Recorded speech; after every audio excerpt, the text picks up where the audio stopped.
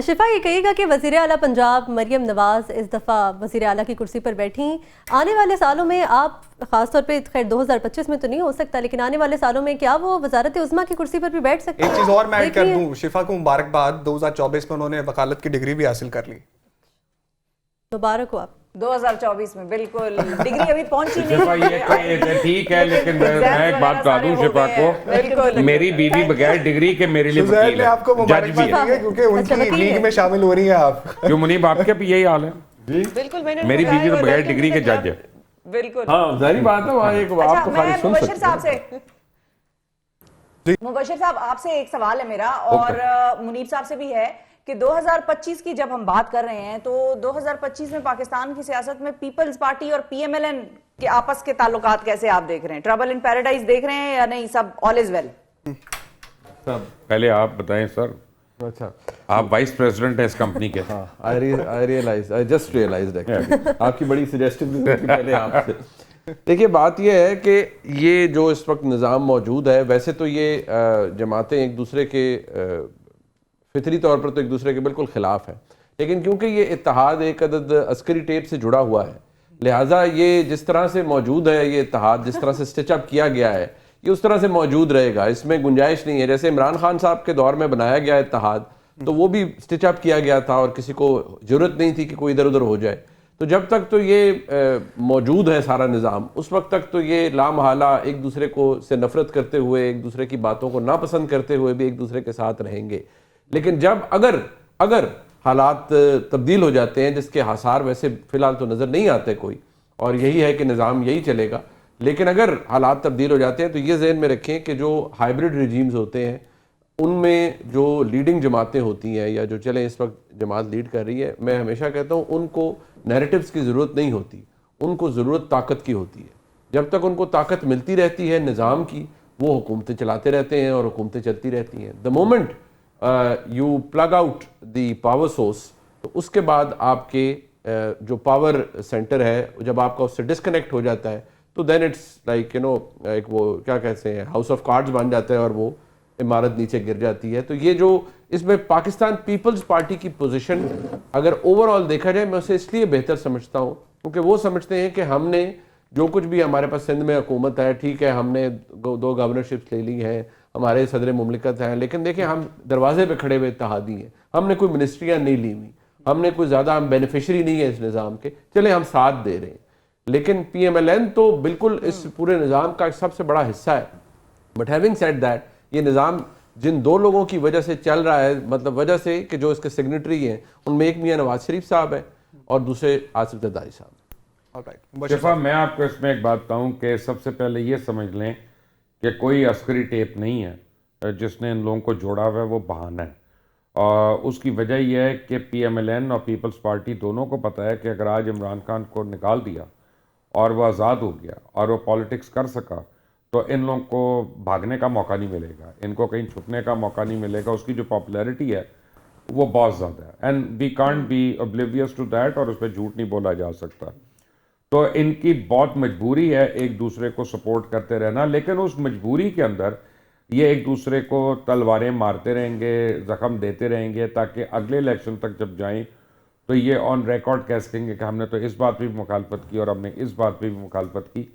لیکن یہ ایک دوسرے کو فی الحال اگلے سال انسٹیبل نہیں ہونے دیں گے. اور اس کی ایک بہت بڑی وجہ یہ ہے کہ بلاول بھٹو زرداری جو ہیں وہ سب سے نوجوان ہیں، کم عمر ہیں، اور اگر ان کے پاس ایک ایسی ویلیو ہے اور وہ ہے ایج ان کو پتہ ہے کہ وہ ویٹ کر سکتے ہیں، تو وہ کبھی ہیسٹی کام نہیں کریں گے کہ جس سے ایپل کارڈ جو ہے وہ ڈی سٹیبلائز ہو جائے. ٹھیک ہے مبشر صاحب، شفا صاحبہ کی طرف ہم جائیں گے، ان سے جاننا یہ چاہیں گے.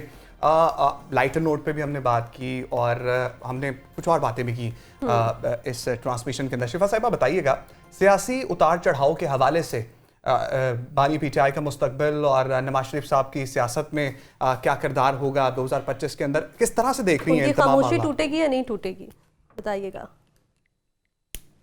خاموشی کا بڑا انٹرسٹنگ کوسچن ہے آپ کا. ابھی بریک پہ جانے سے پہلے ہم ٹک ٹاک کی بات کر رہے تھے. مبشر صاحب کو میں کہوں گی نہ لیں، کسی ایپ کا نام نہ لیں ٹی وی پہ بیٹھ کے. خدارا पहले एक बंद हुआ पड़ा है, इंटरनेट को शार्कें खा रही हैं हमारी, आपने टिकटॉक की तरफ उनका ध्यान दिला दिया तो टिकटॉक भी बंद हो जानी है बेचारे। तो इसलिए मैं सिर्फ ये दरखास्त कर रही हूँ कि किसी ऐप का नाम इस वक्त टीवी पे बैठ के कोई भी ना ले, कभी भी ना ले। खामखा शहजा साहिबा या वो पीटीए वाले अंकल जो है हमारे हजरत, वो खामखा पीछे पड़ जाएंगे, चिढ़ गए इस बात से, तो बस फिर ये एप्स भी गई। अच्छा, अब आपने पूछा सियासी मुस्तकबिल के हवाले से, इमरान खान साहब की रिहाई उसमें एक अहम पहलू है, नवाज शरीफ साहब की उसमें खामोशी एक अहम पहलू है। खामोशी तो देखें, किसी ने मुझसे कुछ दिन पहले एक सवाल पूछा था कि नवाज शरीफ साहब खामोश क्यों हैं। इसमें मुख्तलिफ बातें हैं, जाहिर है अब वो अपने हिसाब से, अपनी टाइमिंग के हिसाब से ही बात करते हैं, ट्विटर हो या अदरवाइज कोई सियासी बयान हो।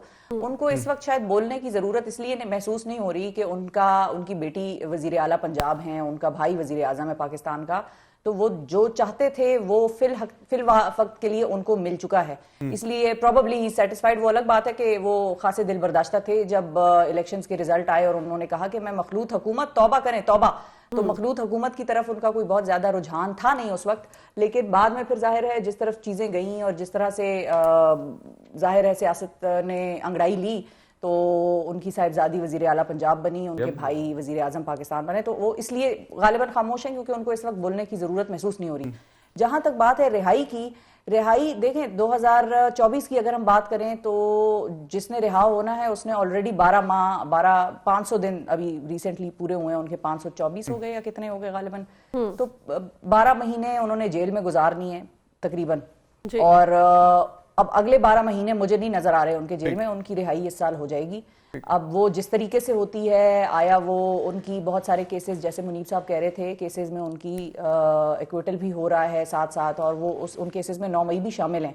वो अलग बात है कि हुकूमत के कुछ लोग अभी भी ये मुतालबा कर रहे हैं कि 9 मई पर जब तक माफी नहीं होती या माफी वो नहीं मांगते और सिद्ध के दिल से नहीं मांगते, तब तक भाई मुज़ाकरात भी नहीं होने चाहिए। लेकिन बहरहाल हमने देखा कि इन हार्ड स्टांसेस के बावजूद दोनों साइड्स टेबल पर मौजूद हैं इस वक्त, चाहे अब मुज़ाकरात कामयाब हों या नाकाम हों, दोनों जमातें टेबल पर बैठी हैं।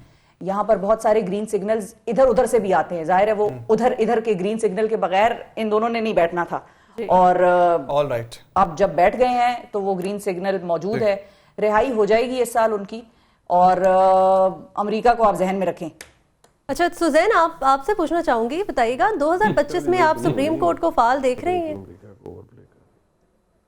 देखिए जी, मैं सुप्रीम कोर्ट को उस वक्त तक बाइख्तियार नहीं देख रही जब तक फुल कोर्ट नहीं बैठता 26वीं आईनी तरमीम के ऊपर, क्योंकि अगर फुल कोर्ट बैठ जाते हैं और वो कह देते हैं कि जी 26वीं आईनी तरमीम जो है वो नहीं हो सकती थी, या ये कानून के खिलाफ है या कॉन्स्टिट्यूशन की किसी शिक के खिलाफ है, तो फिर तो ये जो कॉन्स्टिट्यूशनल बेंचेस बने जो फैसले दे रहे हैं उनकी तो कोई वक़्त नहीं रह जाएगी, वो तो खत्म हो जाएंगे।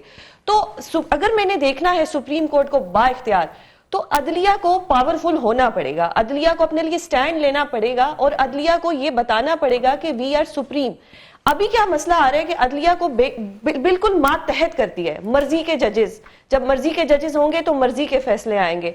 आपने सीनियरिटी का कॉन्सेप्ट ही खत्म कर दिया 26वीं आईनी तरमीम से, आपने तीसरे नंबर से एक जज को उठा के आपने चीफ जस्टिस ऑफ पाकिस्तान बना दिया। तो इसके ऊपर जब तक फुल कोर्ट नहीं बैठेगा, और मुझे नहीं समझ आ रही कि फुल कोर्ट क्यों नहीं बैठ रहा, जो साबिक सदूर थे वो पिटीशन कर चुके हैं, Balochistan high court, Sindh high court, Peshawar high court, हर तरफ से उनके ऊपर पिटीशन आ चुकी है, लेकिन अभी तक कोई फैसला नहीं हो रहा। ऑलराइट।